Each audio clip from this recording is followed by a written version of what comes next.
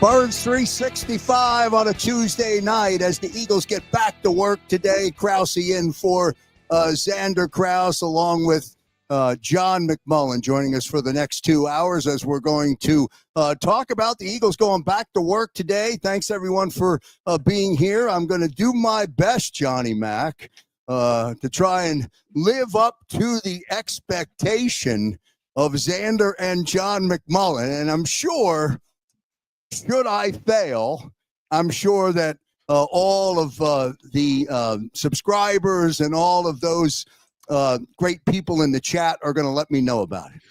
Yeah, I'm sure you'll hear about it. That's the one thing I know about the fans. They're going to let you hear about it. Let me know if there's any. I'm having some trouble with my audio on my end, so let me know if it's coming through okay. But yeah, audio's coming through fine, at least for me now. So we'll keep an eye on it as we roll along here on Birds 365. Thanks everyone for being with us. As I mentioned, Johnny Mac, when we came on the air, the Eagles went back to work today after a day off following the sellout crowd down at Lincoln Financial Field for the Sunday open practice. Yeah, I don't know how that was a sellout, by the way. Yeah, the upstairs. Right. What are we doing here? Johnny, what are we doing? Yeah, so it was like my old days at the Soul. You know, you had 13,000 people in the building, but 17,467 was the announcement at the Wells Fargo Center. Yeah. Well, you know, hey, if you get rid of the tickets, but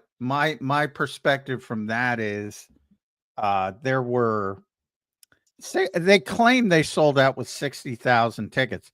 Well, Lincoln Financial Field obviously holds more than 60,000. So I don't know where. I don't know. It's impressive enough. Why do you have to exaggerate? But anyway, starting, Krause gets to hear my pet peeve right off. It's like, what are we doing? The whole upper deck is not filled. Can't call it a sellout. But it was. John, here's the way it works in the ticket world. If they're off the system, but not in the building. No, I get turnstile count. I get turnstile count because a lot of people, especially when it's for charity, a lot of people may not show up and they just want to give to the charity. So I know, I'm very familiar with turnstile count and that kind of thing where the people at the building are not going to match the tickets sold. Hey, Lincoln Financial Field, the listed capacity is well over 70,000. So you can't say 60,000. That doesn't match up. Anyway, it certainly made for a good headline, and the national media loved talking about it. And of course, it was all over social media. So we'll call it, for lack of a better description, we'll call it a sellout for the. I will not. You can. I will not. I will not. John, you'll appreciate this. A little bit of WWE. How about this? Yeah. A capacity crowd. Capacity crowd. Yeah. As long as you don't say sold out. Yeah. All right. I can live with that. Back to work today. 57-minute practice today. I figured the first hour of the 2-hour show here on Birds 365. We'd spend the first hour talking about the 57 minutes of practice today. There's a lot to consume from within that 57 minutes. But let's start. Let me get you to give they don't want to hear me. They want to hear from you. Let me get you to recap the practice today as it unfolded in front of you. Yeah, very short practice, as you mentioned, only 157 minutes, which is by far the shortest practice of the summer. Obviously, Cleveland's coming in tomorrow, so joint practices Wednesday and Thursday with the Cleveland Browns. So knew it was going to be a light practice. Didn't think it was going to be that short, but didn't get to an hour. There were still some interesting developments, most notably, shouldn't be a surprise with Landon Dickerson out for a short-term period, hopefully. Brett Toth started the practice at left guard with the first team. He had been filling in for Landon Dickerson when he was banged up before, so that's the way they were doing it. Now, if Landon was out for an extended period, I think they make some changes, potentially move Tyler Steen to left guard, insert Matt Pryor, things like that. Affect two different spots if you have to, for a long term. But because this is short term, I think they're comfortable with just persevering through it, certainly in the preseason with Brett. The interesting part is the second team left guard was Darian Kennard. Now, that's interesting because in the first 12 practices, he had been strictly on the right side, right guard and right tackle. So that was the first time he got reps on the left side. And I think if Landon Dickerson is not ready for week 1, which is possible, going to be back early in the season, but not necessarily by week 1. That's the hope. But if he's not back, then keep an eye on Darian Kennard, because by them moving him over to the left side, that's an indication that they want to ramp him up pretty quickly in case they need him early in the season. So that's number one. Defensively, I think I wasn't expecting to see Drew Makuba get the first rep at safety. That's the first time he's done that since day 2 of training camp. So it's been a long time.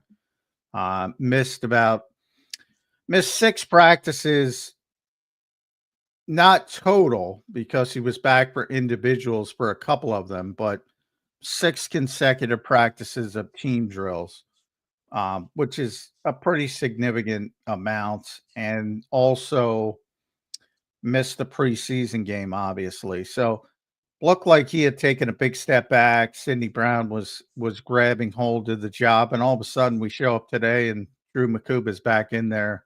Now, by play, how did that play out, John? Makuba was in. He was in and out. He was in for an extended period of time. How did his rotation happen on with the first team? No, well, yeah, that's what I was about to say. By play 3, Sidney was in, so it wasn't extended. That they rotated a lot. It was very, as I said, quick practice. So not necessarily a sea change or ominous for Sidney, but it's certainly notable in the fact that there's still time wherever we are, August 12th.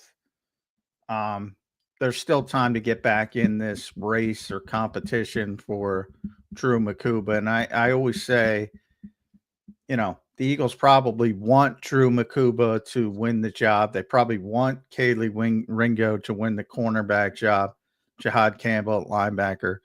And when you want something, I always compare it to programming the GPS. If you program the GPS is eventually going to take you to where you programmed.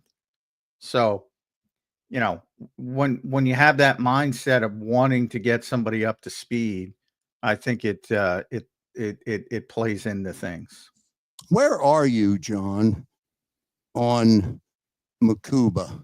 Where are you personally on his skill set when you watch him on the football field? I almost feel as though, and this goes back to when he was taken, and I remember getting crushed or killed on a 2-minute drill analysis that I put together on Makuba. Where are you? Do you like him? Should he be there? Is he a project? Where is he in your assessment? Well, I'll defer to what Vic said, which was basically, well, he hasn't played. He hasn't, and that was a couple of days ago. He's been back at practice, but we haven't seen enough of him. There was a significant portion that he missed. He's a good athlete, good coverage player. He's got some size deficiencies. Dallas Goedert has kind of beat him up a little bit in the middle of the field from a size perspective. So, he's the 64th overall pick. He's not the 6th pick. There's going to be a ramp up period. But, Vic generally wants coverage safeties, and he can cover. If he can hold up in run support and the other aspects of it, I think he'll be fine. But that's a big question mark. before we move on, also with anybody else who maybe didn't practice today, and we'll get a complete rundown. By the way, just so everybody does get it, all good. Everything's all good with Zander. There's, I don't want anyone to have any concern. There's there's an old rule in the Krause house, Johnny Mac. Handle your business, or your business will handle you. And Zander had some business to take care of, but all good. He'll be right back here tomorrow. So I didn't want anybody to have any initial concerns that there was anything wrong there with Z-Bone. So all good there. Stay on Landon Dickerson for a moment, Johnny Mac. If the projection for Landon is a hope that he's ready to go for the Thursday night opener with Dallas, one, how realistic is that? Meaning, if he's going to go on that Thursday night, he's back to work. How much of a runway does he need to get ready to be ready to go on that Thursday night? And then that's where the question comes up. Is it realistic to expect? Because I imagine that runway is within a couple of weeks. Is it realistic for us or for anyone to expect that he can get that work in before that Thursday night game? Well, I don't think, I think Landon's at the point of his career where he doesn't really need a large ramp up period, but I do think it's a little bit optimistic because of the timing. I would more guess week 2 or week 3 for Landon. But that's just, just from the stand. If anybody can do it, it's Landon, because that's another thing. I think the Eagles need to be a little bit more cautious with Landon Dickerson than they typically have been. These knee injuries are starting to pile up. He's had the torn ACLs in college, one in Florida State, one in Alabama. Had off-season surgery last year. Played through the Super Bowl. Probably shouldn't have been playing. Now he's having surgery again on his right knee. And they're trimming the meniscus, not fully repairing it, which, again, if this were a skill position player, they're probably doing the full repair, and he's going to be out for a significant period. But offensive linemen can sort of bite through it. So if I were the Eagles, I'd be pretty cautious. And I certainly wouldn't be hurrying to get him back for week 1. But if you're going to let Landon play through it, he's going to play through it. I often say, if you were going to grade the Eagles in toughness, he'd be number 1. I don't think there's any doubt about it. He plays through everything. Like I said, he shouldn't have played in the NFC Championship game last year. He did. Had to sit out the second half. Shouldn't have played in the Super Bowl. He did. He made it through 60 minutes. Didn't play up to his usual standard, but he made it through the game. If you give him the opportunity, he's going to play. And I don't know if that's the best thing for the Eagles in week 1. Like the Super Bowl, you can say, all right, all hands on deck. Week 1, I personally, I wouldn't push it. How about this? Week 1, week 2, week 3, week 4, and get him into into what is not the second half of the season, but certainly get him further down the schedule and allow him to be ready for the second half of the season. I don't know whether that's a risk or not. I just don't see the value, especially based on the fact that he is prone and he has had knee issues. To bring him or rush him back, or do you think it's a necessity? They got to get him in there. Yeah, no, I don't. I certainly don't think it's a necessity early in the season. You never want to lose a great player, but I think you can persevere early in the season. That's kind of my point. And it's not you don't have to put him on IR and miss 4 games. It's, it's should be about a month. So you're talking 1, maybe 2 games at the most, and then he should be back. But, I talk about this with Zander all the time. Everybody gets so hyper-focused on week 1. Like, Drew Makuba's got to be a starter week 1. Jahad Campbell's got to be a start. Why? Went through this last year with Cooper DeJean. Right. He didn't play for the first month. He didn't play till week 6. Then they had a bye week. Then he played. And he turned into one of the best rookie defenders in the NFL. And, oh, by the way, the Eagles won the Super Bowl. I'm not pushing guys just because it's week 1. Especially this team. But, if he's healthy, he's healthy. If he's ready to go, he's ready to go. I wouldn't push it. That's for sure. How about Kenyon Green, John? Oh, well, he's not healthy either. He's going to be out for the entirety of the preseason. So, and he wasn't playing well before he got injured. So, I think he's more likely to start the season on injured reserve or even potentially be cut than be relevant in starting position on week 1. So what does it look like? Landon's out. Tell me what it looks like for the opener. My guess is if Landon doesn't play, Darian Kennard would be the starter at left guard. Again, he's got to show he can play on the left side. He's got 19, 20 days to do it or so. If he doesn't play well in practice, if he doesn't play well, the next 2 days are very important with Cleveland. If he doesn't play well, they might just ditch it and keep Brett Toth there, who can at least handle the position. But I think Darian Kennard's got a higher upside. The question is, can he play on the left side? And we're going to see in the coming weeks. But look, you're not going to replace Landon Dickerson with a similar player. You're just trying to persevere, like last year when Jordan Mailata was out for 4 weeks, and they were able to persevere with Brad Johnson. That's what you're looking for. And I think Darian Kennard could provide that for the Eagles in a short span of games.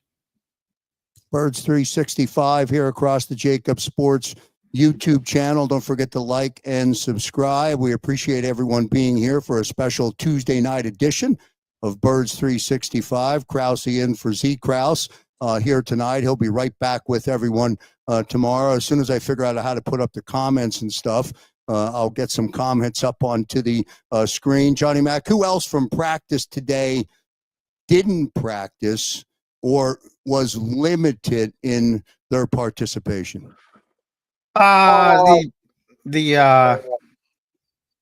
guys who didn't practice, besides Landon, who we mentioned, and Kenyon Green, who is out with a shoulder.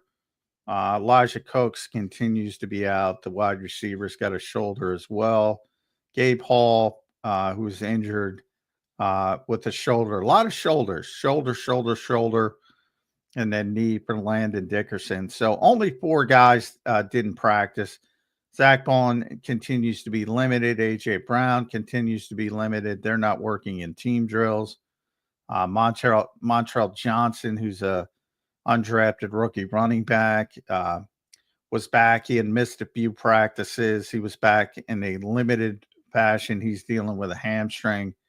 And Byron Young, who's a backup defensive tackle, had missed a few practices, and he was back in a limited fashion with a groin. So pretty healthy. And the Eagles are just being extra cautious with AJ and Zach. They're fine. I know people are worried about it, but they're fine. They're just being very, very cautious. Dirty D checks in. Do they slide Steen to left guard and put Pryor in No, I think they would do that. But I've said that's probably what they do if Landon was out for an extended period. I think they'd make that move. But because they only expect him to potentially only miss the preseason, they're not going to make that move, or even a game or two. If if Stout doesn't have to move multiple parts, he doesn't like to do it. Sometimes you have to. And again, if Landon was out for the season, if that went horribly, I think they make that move. I think they move Tyler to left guard and put Matt Pryor at right guard. For the short term, 1-2 games, I don't think they want that upheaval.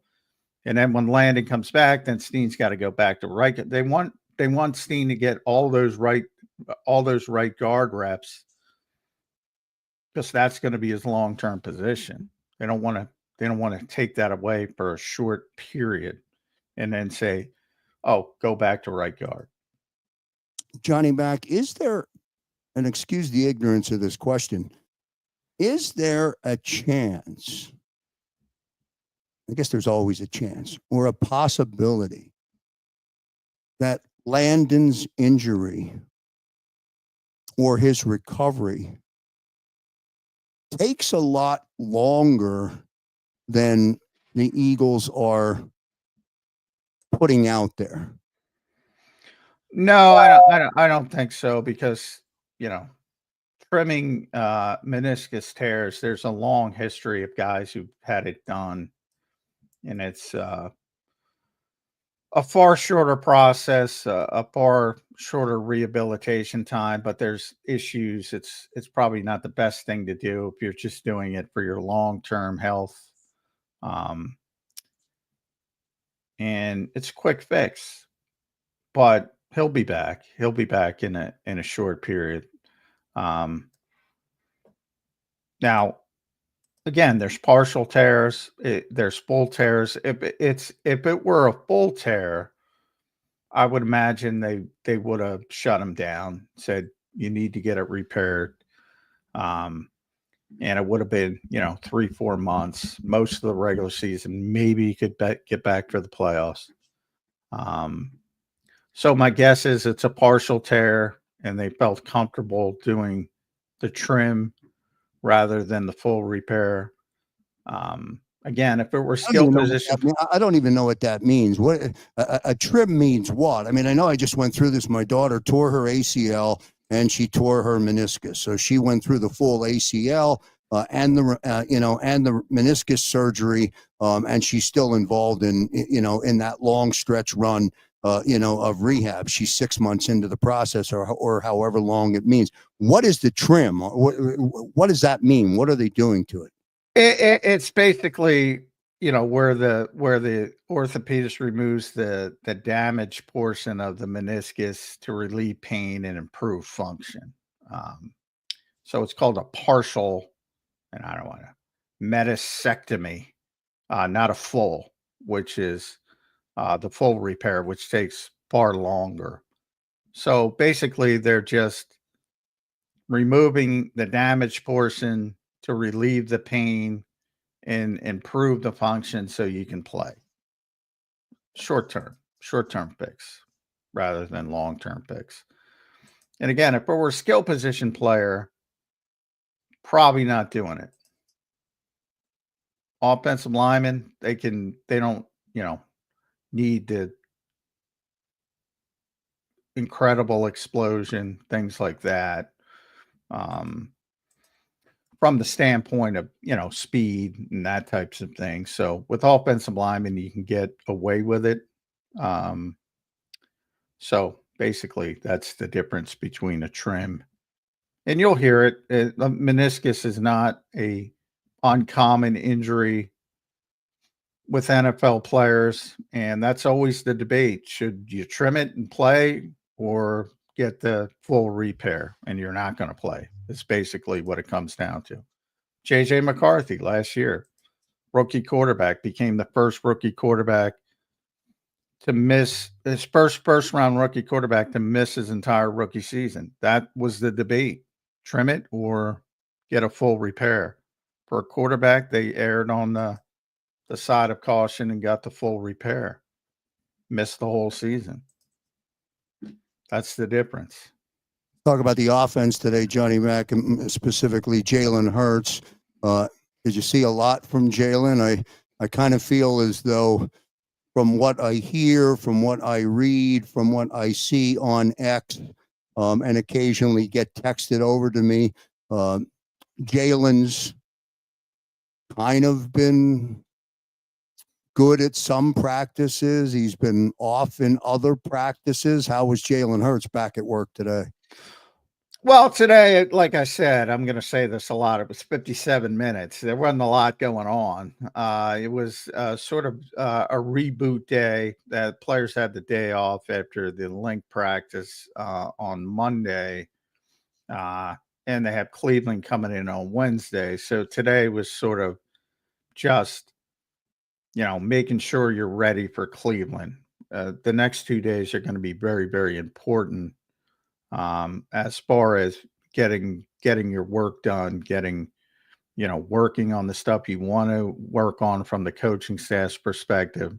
They're going to be much longer practices, hour 45, 2 hours, somewhere in that range. This was sort of just no pads were on today. This was sort of just a ramp up for what's going to go on tomorrow and Thursday. But no, I think Jalen's had a pretty good camp. I think he's had his best camp as a pro, as a matter of fact. And I think it's part of just learning how to practice and doing different things. And, I say to Zander all the time, I think a lot of people don't understand practice. I think way too many people, and I'm criticizing my own profession, try to evaluate it like it's a game. It's not a game. They're working on different things. JJ Watt explained it on social media earlier this summer when he was like, sometimes you're doing a period where you're just working on one specific thing. Maybe you're struggling with. It could be from a defensive perspective. It could be the bull rush. It could be the speed rush. And you're just working on one specific thing. For the offense, there's certain days especially early in camp, they're installing the underneath game. So early in camp, there was a lot of dump offs and throwing it to the backs and flats. And we're all saying, why aren't they pushing the football down the field? Because they're not working on it. They're working on something else. And then they started working on more of the intermediate and deep game. And then there's no more 95% completion percentages. What's wrong? Mm-hmm. So I think the whole mindset of practice is misunderstood a lot of times. And it's about working on different things in different periods. And I don't think the value of training camp stats or training camp touchdowns or completion percent, I don't think it's very valuable, to be honest, because you have to understand what is trying to be accomplished in a particular drill or a particular period. Yeah, I don't care about stats. There is the eyeball test, and I think for a guy like you who has had the opportunity to watch and evaluate and compartmentalize, Jalen's years since he was drafted. And in that last compartment, let's call it the last 2 years, or let's just call it the last 2 years, going into this being that third year. So what are you seeing when you look at him? I know his confidence. I know his swagger. I know he's very even keel and all of that. But in the John McMullen eyeball, what are you seeing today from Jaylen? And are you seeing anything that's better, or was last year the pinnacle of who he's going to be? Well, no, well, first of all, I don't think he even came close to his best season last year. He had his best results. I think his best season by far remains 2022. And then I think he was better in 2023, and then he can debate 2024 versus 2021 when he was a first-year starter. Yeah, I think he's had his best spring and summer as a practice player.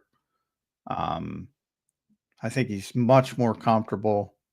I think he's going to have a much better season than he had last year. Much better. I think it's going to return back to the 2022 version more of. Doesn't mean you're going to win the Super Bowl. I think people conflate that with, it is very possible that he's going to play better individually and they're not going to win the Super Bowl. And I think that's hard for a lot of people to wrap their heads around, because it's a team game. It's, the ultimate team game, as Nick Sirianni calls it. So you got the result you wanted, but I think that, that kind of hid some of the struggles along the way. We do this show every day. There were a lot of games where like, what the hell is wrong with this offense? That they were struggling during the regular season, not from a running perspective, but from a passing perspective.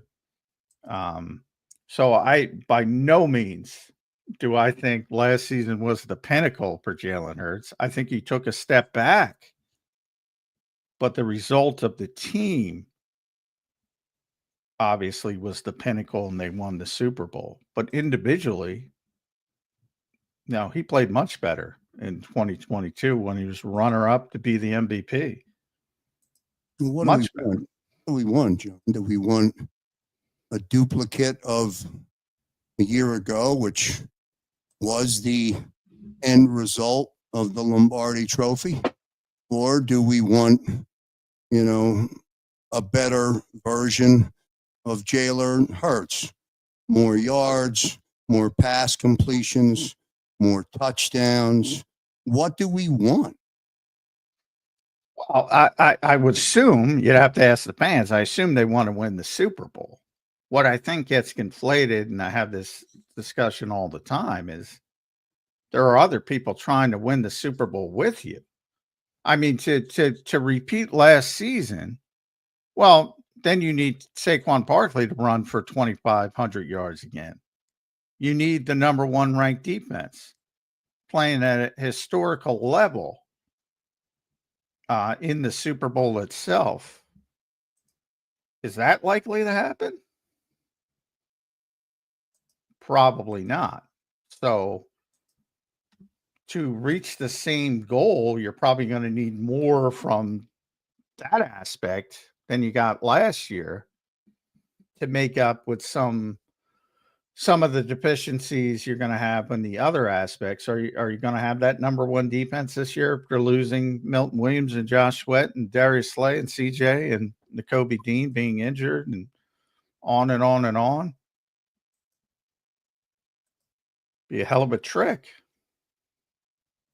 So you can't just replicate last year. And, the Eagles, to their credit, said pretty consistently, whether it was AJ Brown got a lot of crap for it, but, for everybody from AJ to Devontae to Lane Johnson to Jordan Mailata to Jalen Hurts himself during the regular season would often say, yeah, we got to improve this. So I don't know. A lot of people have a problem saying that. They don't have a problem saying it. They got to improve the passing game. And that's what they're working to do. And I think they are going to improve it. Nate the God J-Mac, Izzo, the Eagles have maximized talent around Jalen. So do you think we've seen or has he reached his ceiling because this much talent won't be here for long? I think Well, I don't think last year was a ceiling. I think it's abundantly clear it wasn't his ceiling. Like, again, 2022, he was the runner-up to be the MVP of the league. Deservedly so. He outplayed Patrick Mahomes in the Super Bowl. That was his ceiling. That was his ceiling to this point. Can he get back to it? I don't know. Can he get closer to it? Yes. Absolutely. Absolutely. Let me just ask the question again, just so I know where you are on it. I don't know how to answer it. Is it better for Jalen to be the same or similar to his Super Bowl year? And you could, and Dan Sileo on the National Football Show has this argument with everybody all the time. Or is it better? Should we demand or expect Jalen to be a better quarterback? Well, I don't think there's anything wrong. Everybody from, Tom Brady on down, Peyton Manning, whoever you want to cite, his goal and strive to improve. So even if you're at the highest level, everybody's trying to improve because nobody's perfect. So nobody's mindset is stay the same. Every cliche in football is get 1% better, get 1% better, yada, yada, yada. Nobody's goal is to stay the same. And yeah, from an individual standpoint, in the ultimate team game, he regressed last season from where he was previously. So no, the goal is not stay the same. The goal is to get better. That doesn't mean the defense can get better. Doesn't mean Saquon Barkley can run for 2,506 yards. That might be impossible. So, the assumption for me, it's pretty easy. For others, it seems difficult. The assumption that an individual can play better and not have the same team result, I don't know why that's hard for people to understand. Well, let me ask you this, and then we'll move on. If the defense is going to struggle more so than a year ago when they were the number one defense, so how much did they struggle? But if the defense, because of the players that they've lost, is going to be different, how much more, Johnny Mac, of the burden does the offense need to carry to compensate for the D? Quite a bit. Yeah.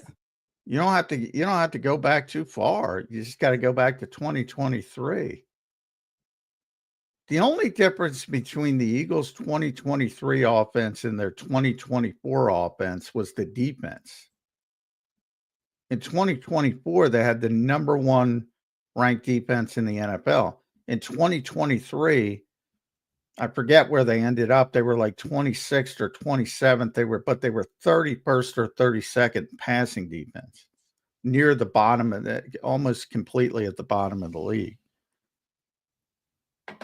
The same offense was ranked 8th in 2023, ranked 8th in 2024. Did it a little bit differently. Very run heavy with Saquon, a little bit more pass heavy the year before. The difference was the defense. As Nick always says, it's a complementary game. It's It's a lot easier to win when you have the number 1 ranked passing defense versus the number 31 ranked passing defense. That has an impact on the offense. Because if you're giving up passing yards all over the place and people are going up and down the field and scoring, well, what do you got to do? You got to answer. And they turned it over more because they had to press things. They couldn't just be comfortable and play from the lead and hand the ball off to Saquon Barkley behind the league's best offensive line. Guess what? If you're down 7 points in the fourth quarter, you can't do that.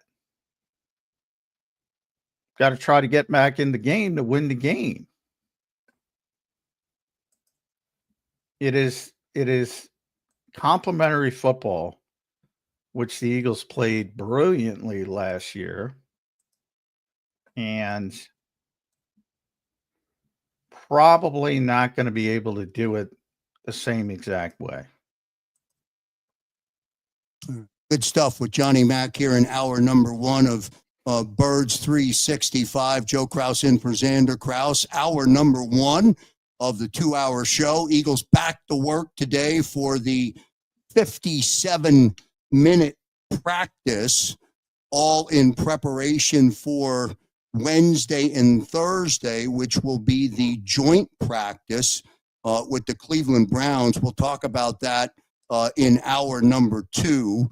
We'll pause now for just a short break and then come back and finish up our discussion here in hour number 1 on the practice habits of the Eagles today in this 57-minute abbreviated practice. You're watching Birds 365 on the JAKIB Sports YouTube channel. We thank everybody for being with us. I hope I'm holding my own with the big dog, Johnny Mack, here tonight. I appreciate my a chance to get in with him, filling in for Zander Krause. We'll take a short break. Don't go anywhere. Stay with us. And when we come back on the other side, I'm going to tell you about, I'm just going to tease. I'm not allowed to actually put it out there in the show tonight, but we've got a announcement coming tomorrow. We're going to talk about that. You're going to start hearing the word green zone, and you've got a lot of good stuff coming up this football season from JAKIB Sports. So all of that, I'll tease all of that. We'll finish up this conversation in hour number 1 with the practice today. We'll get more from Johnny Mack on Birds 365. Back in a moment. Welcome to the